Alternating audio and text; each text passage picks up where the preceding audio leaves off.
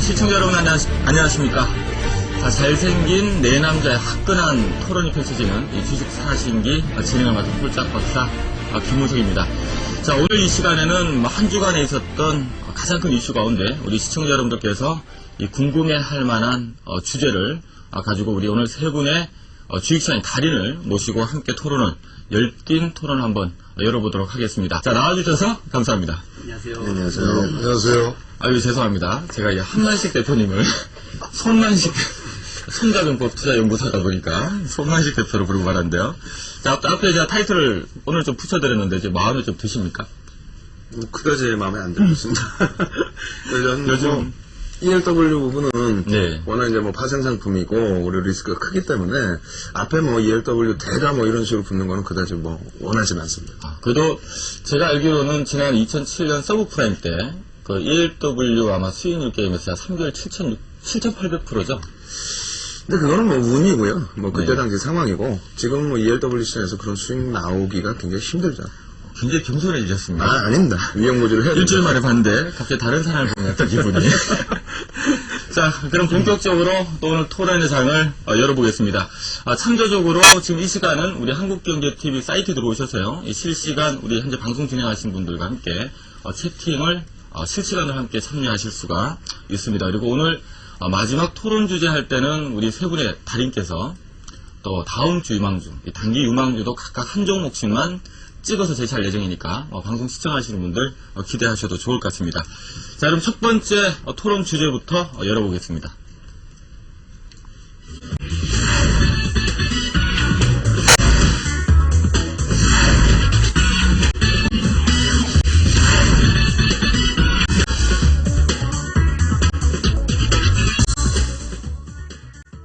네, 종합주까지 1000포인트가 위협되고 있다. 도대체 자꾸 이 1000포인트가 위협받는 원인이 뭔지, 과연 반등은 가능한지, 아마 이 부분이 오늘 우리 시청자 여러분들께서 제일 궁금해하시는 주제로 첫 번째 주제가 된 것 같습니다. 우리 윤동규 대표님께서 1000포인트가 왜 이렇게 위협받고 있는지 한번 정리를 간결하게 해주시죠. 뭐 별다른 제가 판단할 때 별다른 원인은 없고요. 뭐 계속 똑같습니다. 미국이나 유럽이나 아시아나 우리나라나 똑같이 연동되는 폭이고요. 그래서 뭐 지난 시간에도 말씀드렸다시피 사실 제 기준에서는 1000포인트에 대한 뭐 아무런 의미가 없다라고 말씀을 드리겠습니다. 네. 오히려 이제 그 글로벌 증시하고 연동되는 폭이 똑같기 때문에 그런 흐름에서는 자꾸 눌리고 있는데 두 가지 정도 요인으로 저는 보고 있습니다. 한 가지는 일단 미국의 정책적인 불확실성. 네. 정책이 자꾸 혼란스러우니까 그것에 대해서 미국 증시 자체가 휘둘리고 있다. 그러니까 미국의 실물 경기 지표 나쁜 거는 뭐 다 알고 있는 사실이고요. 월요일 같은 경우에, 수요일 같은 경우에 이렇게 급락이 한 차례씩 나오게 되면은 굉장히 무슨 큰 문제가 난 것이냐. 네. 실질적으로는 그 경제 지표가 미리 알려져 있던 내용이었거든요. 그렇다면은 뭐 정책적인 불확실성 부분이 지금 가장 밀집되어 있는 범위가 자동차 업종 쪽에 좀 불확실성이 있다. 이 부분 말씀드리겠고요. 두 번째로는 국내 증시의 흐름인데 왜 미국 증시와 최근 들어서 하루 이틀 정도에 왜 엇박자가 나느냐. 그 부분은 아주 못된 그 투신권들의 매매 행태. 예. 그 투신권의 매매 행태가 저는 투신권이 매도하거나 매수하거나 상관이 없습니다. 하는 짓이 굉장히 얄미운데 그 부분 때문에 이제 그 어제 같은 경우에 약간 흐름이 이상하게 지나갔고요. 그 부분은 뭐 잠시 후에 다시 설명을 드리겠습니다. 자, 윤 대표님께서는 좀 더 우리 시청자들은 확실한 답을 원할 것 같습니다. 일단 가느냐 마느냐, 당연 다음 주에 홀인지 짝인지 정확하게 좀 짚어주시기 바랍니다. 일단 뭐 2주 전부터도 말씀드렸고 그 전에도 말씀드렸고 지난주에도 말씀드렸는데 주식 비중이 저희 표준 포트가 80% 비중입니다. 네. 굉장히 저도 지금 마음 졸이고 있고 안타까워요. 그래서 다음 주에 윗방향성을 보고 있기 때문에 그렇게 움직이고 있는데 다만 오늘도 제일 나쁜 전문가가 될 수밖에 없는 이유는 제가 생각할 때 세상에서 제일 나쁜 전문가가 지금부터 말씀을 드리려고 하는 저 같은 전문가예요. 왜냐하면 위도 될 수 있고 아래도 될 수 있다 그렇게 말씀드릴 겁니다. 네. 어떤 기준이냐면 지금 자체 정책 자체가 흔들리고 있다는 범위가 2주 전에도 마찬가지였거든요. 2주 전에도 시장이 와장창 무너져 내려왔을 때 그때 범위는 오바마 대통령 당선인의 G20 회담의 불참, 두 번째로는 공화당 쪽에서 민주당 쪽으로 나머지 구제금융 자금 자체를 차기 정부로 넘기겠다라는 내용, 세 번째로는 자동차 업체에 대한 그런 또 공방이 있었죠. 공화당 쪽에서는 이쪽에 지원하고 나면 또 다른 업체가 또 지원을 요구한다. 민주당 쪽에서는 표밭이었기 때문에 해줘야 된다라는 그 뉘앙스가 더 강했다는 겁니다. 이런 불확실성 때문에 깨져 내려가서 흔들렸을 때 결국은 이제 주말에 그때 당시에 이제 오바마 인선이 발표가 되고 네. 그러고 나서 이제 그 단기 반등이 강하게 나왔습니다만 일단 지금도 여전히 혼조세라는 겁니다. 여전히 이제 그 다음 주에 있을 자동차 업체들에 대한 구제한 부분이 어느 정도 현실성을 띠고 있을까? 그래서 제가 판단할 때는 지금 그 정책적인 문제를 자꾸 말씀드리는 이유가 일단 그 파워포인트 한번 준비해 놓은 걸 보여드리면서 설명을 드리겠습니다. PT. 예. 네. 한번 보시죠. 왜 안 나오나 싶었습니다. 예, 첫 번째 자료 보시면요. 네. 월요일 날입니다. 월요일 날 같은 경우에 ISM 제조업 지수가 36.2. 그러니까 36.5 정도를 예상했는데 36.2 나왔다고 미국 증시가 7% 빠졌다고 난리를 쳤습니다. 근데 실질적으로 50에서 깨져 내려간 범위가요. 일단은 맨 처음에 9월 달에, 그러니까 9월 지표가 10월에 나왔죠. 그 당시에 6%가 빠졌고요. 그 다음에 4%대, 그 다음에 2%대 추가적으로 조정 나왔어요. 이걸 가지고 뭐 큰 문제다. 경제지표 때문에 난리 났다. 그 다음날 보세요. 뭐. 수요일 같은 경우에 미국 증시 반등이거든요. 예상치가 42였습니다. 깨져 내려온 게 37이에요. 멀쩡했죠, 이날은. 반등이죠. 오히려 200포인트 이상 올라왔죠. 지표 문제가 아니라는 겁니다. 다음에 보시면은 금융지표가 되는데, 리보 같은 경우에 G7 회담 이후에 굉장히 하락 안정 추세를 내주고, 이 범위의 흐름 자체가 지금 파워포인트 잠깐 문자가 있었는데요. 2003년 이후의 흐름을 놓고 보시면은 이 정도 범위면은 2005년도 수준의 흐름이기 때문에 이렇다면 어느 정도 문제를 다 잡아놨다는 거예요. 우리나라의 그 CD 금리도 마찬가지거든요. 그렇다면 다음 주에 나올 미국 쪽에서의 자동차 업체들에 대한 구제안이 시장에서 맨 처음부터 예상했던 그 수준의 범위가 되느냐. 만약에 그렇게 된다면 저는 내년 1월 대통령 취임 때까지의 정책 공백이 없어지기 때문에 네. 그렇기 때문에 뭐 폭등은 아니더라도 안정 추세가 이어질 수 있다. 이렇게 말씀드리겠고요. 그렇지 못하고 만약에 여기서 그 제한적인 흐름 그리고 오히려 또 여러 가지 핑계를 대면서 뒤로 미뤄진다. 그렇게 된다면 2주 전에 말씀드린 것처럼 700포인트까지 열어놔야 됩니다. 왜? 하루에도 지표 요만한 거 가지고 7%씩 때려 패는 그런 장세에서 정책 자체가 흔들려 버리는데 어떻게 갈 수 있다고 표현할 수 있겠습니까? 예, 막 얘기를 듣다 보니까 막 무섭네요. 예, 그리고 왜 이렇게 흥분했냐면 국내 기관들 때문에 흥분을 했습니다. 네. 매번 모여서 자산운용사의 뭐 협회에서 모여서 기관들의 로스컷을 밑으로 내리겠다. 가급적이면 우리 안 팔겠다. 그러한 것을 바탕으로 해서 개인 투자가분들이 시장에 안정감을 갖고 많이 요즘에 참여를 하고 계십니다. 거래 비중 한번 놓고 보시게 되면요. 어마어마합니다. 지금 다시 표를 준비를 했는데 10월 말부터 해서 11월 달까지 놓고 보시면 노란색, 이 주황색 선이 개인들입니다. 평상시에 40-50% 거래대금 비중에서 지금 70-80%까지 육박해 있어요. 장중에 83% 이상입니다. 그만큼 시장을 우리는 공포감을 갖는 것 같지만은 실질 개인들 매매는 엄청나게 높아졌다는 겁니다. 근데 오늘도 하는 짓 보세요. 투신권에서 4천억 원의 프로그램 매수세에 유입되는 과정에 2천억 원을 자체 매도를 했습니다.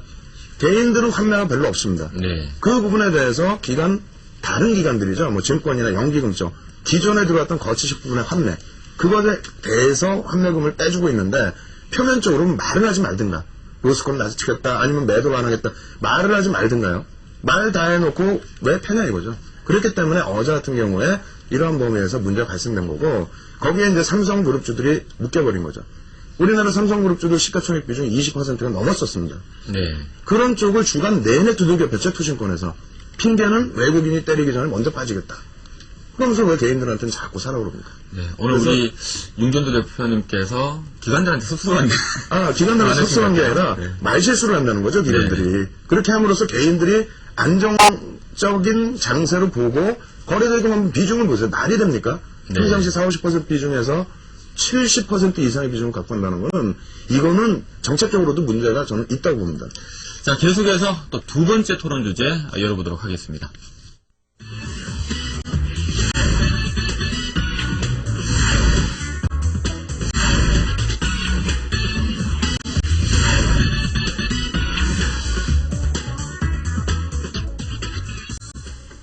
네, 뭐 두 번째 주제는 굉장히 좀 말이 무섭네요. 아마 우리 주식하시는 분들 자동차 관련주도 참 많이 가지고 계신데 이번 주 사실 이 자동차 관련주 주가가 엄청나게 하락을 했고요. 계속 하락할 건지 과연 이게 지금 기회로 봐야 될 것인지 아마 시청자들이 굉장히 궁금해하시는 내용이 된 것 같습니다. 자동차 하면 우리 또 윤정부 대표께서 하실 말씀이 참 많으실 것 같은데 계속 이게 잘생긴 순서대로 하다가 갑자기 또 먼저 쉽게 드리려니까 좀 얼굴 표정이 좀 펴신 것 같습니다. 먼저 자동차에 대해서 좀 얘기해 주시죠. 왜 이렇게 최근 떨어지고 있는지부터. 그러니까 그런 말씀을 먼저 드리고 싶습니다. 지금 장에서 어떤 업종이 좋다 나쁘다의 기준은 저는 없다고 보거든요. 네. 순환성의 흐름인데 예를 들어서 이제 7월 같은 경우에는 삼성전자 실적이 7월 24일 발표되자마자 삼성전자, LG전자 급락을 해버렸습니다. 근데 그 당시에는 오히려 건설주가 또 테마가 형성되면서 나갔거든요. 네. 그러다 보니까 그때 당시에 IT주들을 팔고 건설주로 또 매기가 몰렸었고요. 근데 그게 또 그 당시에 또 고점이 돼버렸고요. 그 이후에 이제 10월 중순 이후에 또 놓고 보면요. 철강조선에 대해서 얘네 무조건 나쁘다. 네. 그리고 이제 그때 당시 10월 중순 이전만 해도 IT 자동차가 최고다. 근데 최근 들어서 이 시각이 또 바뀌었는데 바뀌다 보니까 뭐라고 얘기 나오냐면 네. 뭐 오바마 대통령 당선인의 아주 그 좀 강력한 네. 보호무역 정책에 의한 피해주다. 이런 내용이 나와 있습니다. 네. 제가 판단할 땐 절대 아닙니다. 절대 아니라는 부분이 일단 그 자동차 업황을 미국 쪽에서 살리기 위해서 여러 가지 대응 방안이 있겠습니다만 만약에 우리나라의 뭐 FTA 관련해서 3000cc급 자동차에 관세를 면제를 해주겠다. 이러한 부분이 막힌다 할지라도 그러한 부분에 현대차 부담 요인은 그다지 없고요.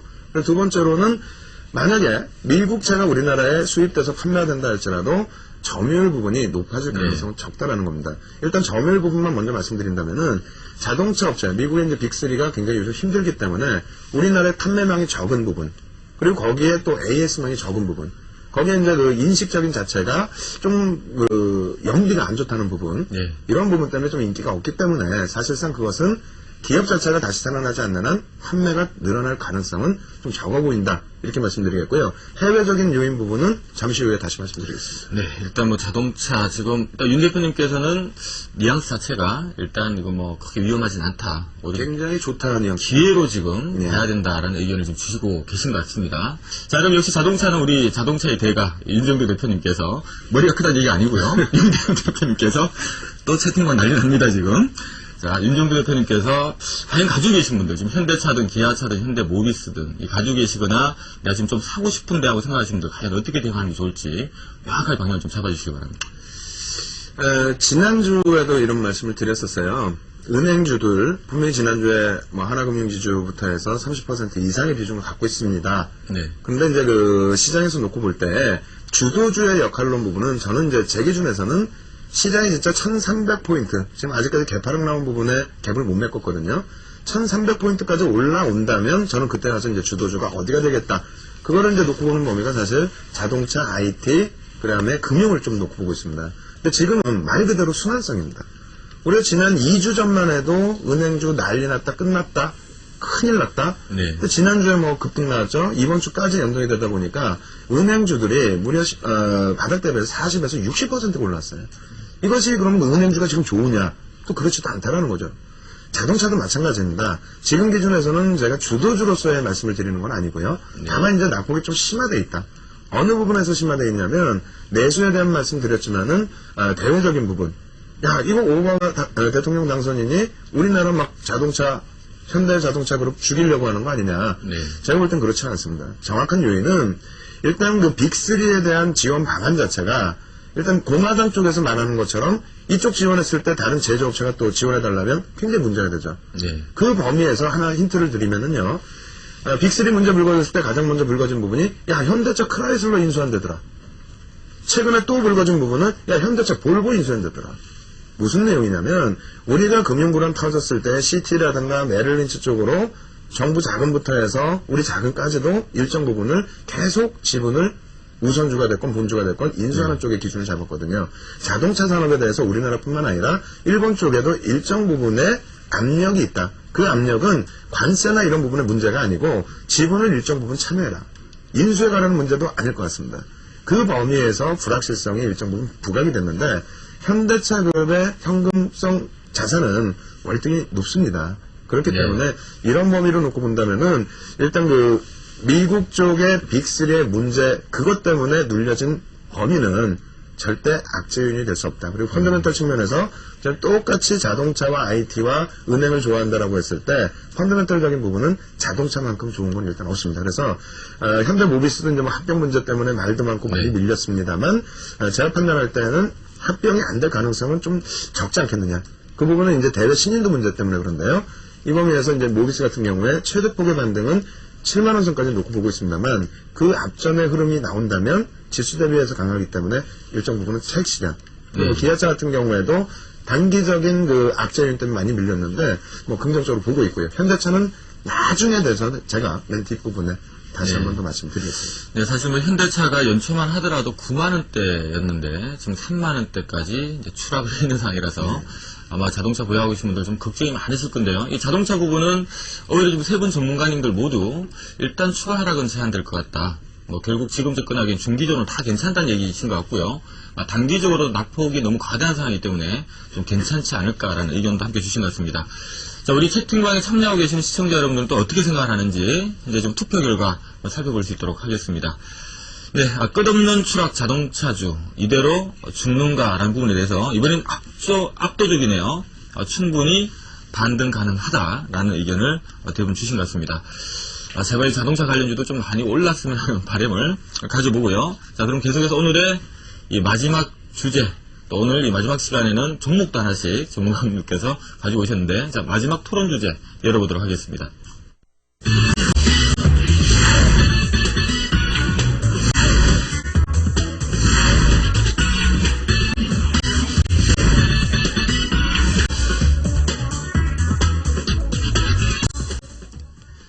네, 시장 반등 시 단기 주도주는 뭐가 될 것인가?